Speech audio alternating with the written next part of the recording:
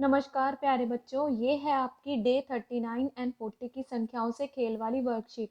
प्रश्न 1 है, नीचे दी गई संख्याओं को आरोही क्रम में लिखें। आरोही क्रम का मतलब है बढ़ते क्रम में, यानी सबसे पहले सबसे छोटा, फिर उससे बड़ा, फिर उससे भी बड़ा, लास्ट में आएगा सबसे बड़ा। इस तरीके से आपको इन संख्याओं को क्रम में लिखना है। अब ये देखो, इनमें से सबसे छोटी संख्या कौन सी है बच्चों? 13। फिर आप कौन सा चिन्ह लगाओगे यहाँ पर? जब भी आरोही अवरोही क्रम में लिखते हैं तो ये अंडरस्टूड होता है कि आपको ऐसा चिन्ह लगाना है। ये चिन्ह किस लिए लगाते हैं? ताकि हमें ये पता लगे जिस तरफ इसका मुंह खुला हुआ है उस तरफ बड़ी संख्या आएगी, जिस तरफ इसका मुंह बंद है उस तरफ छोटी संख्या आएगी। अब 13 के बाद देखो कौन सी संख्या है बच्चों? 24। 24 से बड़ी कौन सी संख्या है अगली?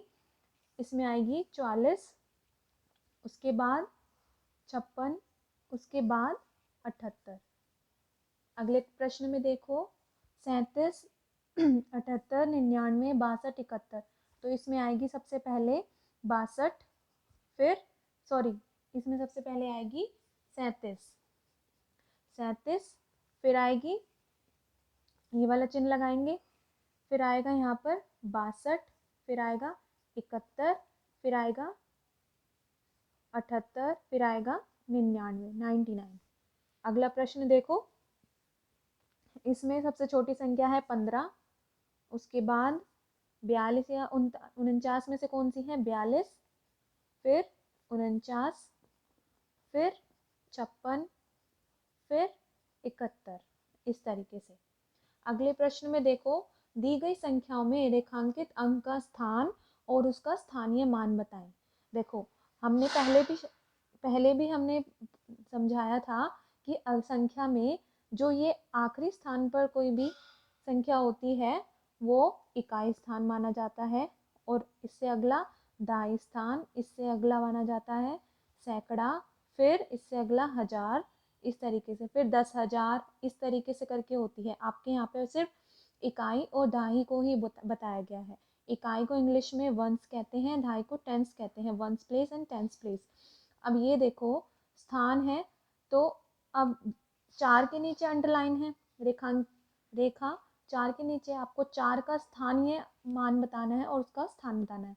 अब देखो, स्थानीय मान तो इसका होगा 40।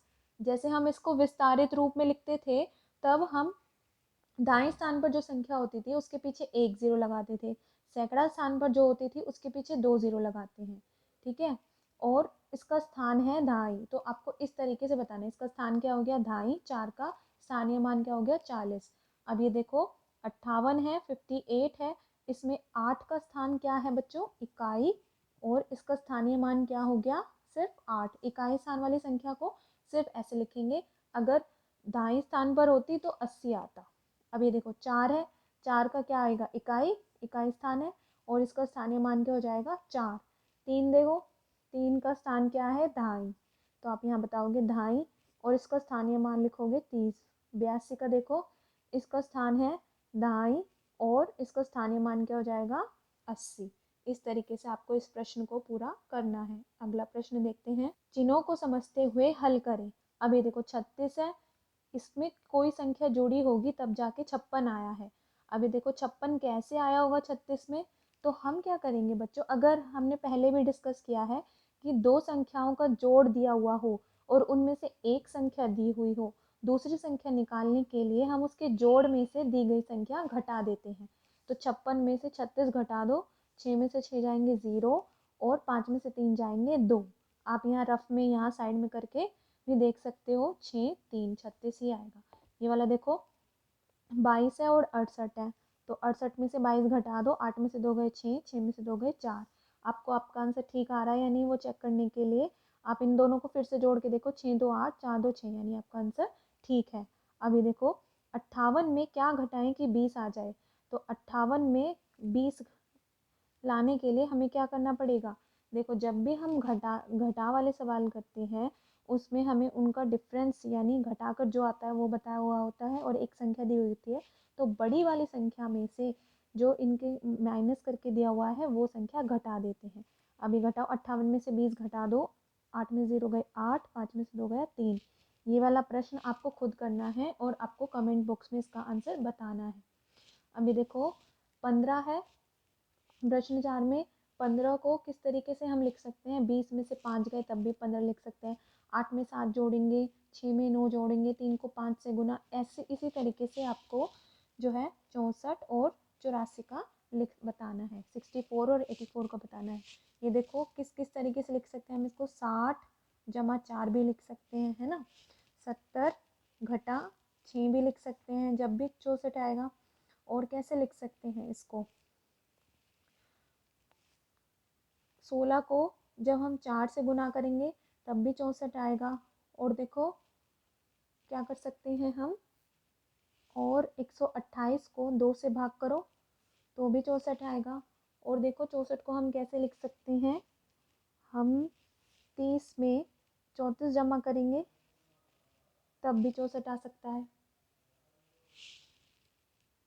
84 देखो 80 जमा 4 ऐसे भी लिख सकते हैं। 100 में से अगर कितना जाएगा? 16 जाएंगे तो भी 84 आएगा। और देखो कैसे लिख सकते हैं? 14 को अगर हम 6 से गुना करें तो भी 84 आएगा।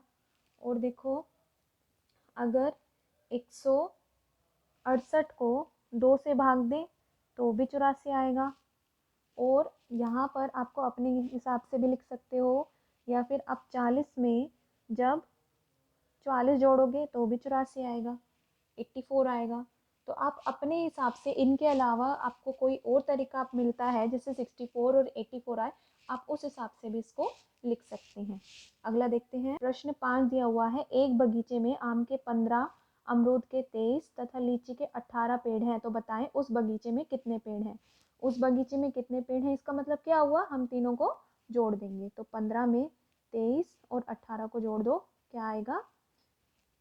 5 3 8 8 16, यहाँ पर एक हासिल आ जाएगा, 2 3 4 5, तो 56 पेड़ होंगे।